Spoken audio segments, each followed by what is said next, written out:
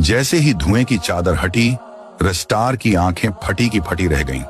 सामने का मंजर उसकी रूह तक को हिला गया। उसका सबसे करीबी, उसका दायां हाथ ज्ञान भाई, अब ब्लैक 444 के साथ खड़ा था। जिसे उसने भाई माना, वही आज उसके पीठ में खंजर घोंप चुका था।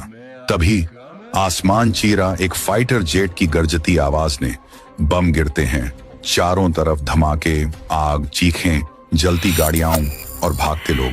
ज्ञान भाई और ब्लैक 444 अंधेरे का फायदा उठाकर वहां से फरार हो जाते हैं, पर रेस्टार वहीं खड़ा रह जाता है, जैसे उसकी आत्मा वहीं जल चुकी हो।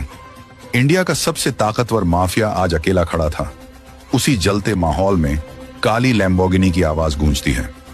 एक लड़की निकलती है, चेहरा नकाब में छुपा। वो सीधा रेस्टार के पास आती है और बिना कुछ बोले उसे गाड़ी में बिठाकर वहां से ले जाती है। दूसरी तरफ ब्लैक 444 और ज्ञान भाई एक खुफिया बंकर में पहुंचते हैं। ब्लैक 444 अब ज्ञान भाई को अपनी ब्लैक आर्मी की गद्दी सौंपता है। ले भाई, अब ये ताज तेरा, रेस्टार को मिटा डाल। ज्ञान भाई की आंखों में पागलपन झलकने लगता है। अब वो मुझसे नहीं बचेगा, उसका नाम और निशान मिटा दूंगा। लड़की रेस्टार को एक रहस्यमय जगह छोड़ जाती है। वहां पहुंचकर वो चुपचाप दीवार को घूरता रहता है। भाई, तू ही क्यों? यही सवाल बार बार उसके सीने को चीरता है। तभी फोन बजता है।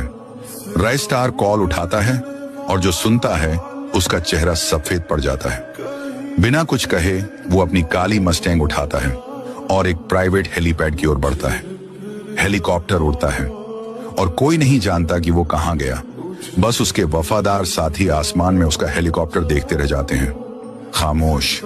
ज्ञान भाई अंदर आता है, मुस्कुराते हुए कहता है, रेस्टार इंडिया छोड़ गया। ब्लैक 444 ठहाका मारता है, अब इंडिया मेरा है। पर कहानी यहीं खत्म नहीं होती। सवाल अब ये नहीं है कि रेस्टार कहां गया, सवाल अब ये है, अब वो वापस लौटेगा, किसी को नहीं पता।